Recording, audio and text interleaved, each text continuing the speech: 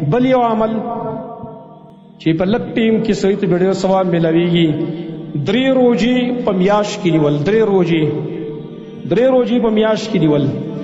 امام بخاری امام مسلم حدیث نقل کړي، نبی صلی الله علیه وسلم فرمایي صوم 3 ایام من کل شهر صوم الدهر کله.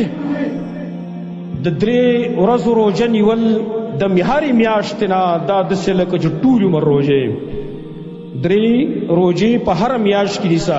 ولې د هغې وجه دا ده من جاء بالحسنة فله 10 امثالها. سوچ یو نیکي وکړي الله والا 10 ورکوي.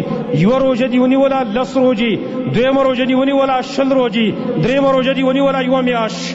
نو چې په هره میاشت کې ته 3 روزې نیسي دومره ثواب ملاویږي لکه ته ټول عمر روزې. ټیم پې لږ لګي ثواب پې څومره ملاو شو. او بیا په روایت عمر بن الخطاب رضی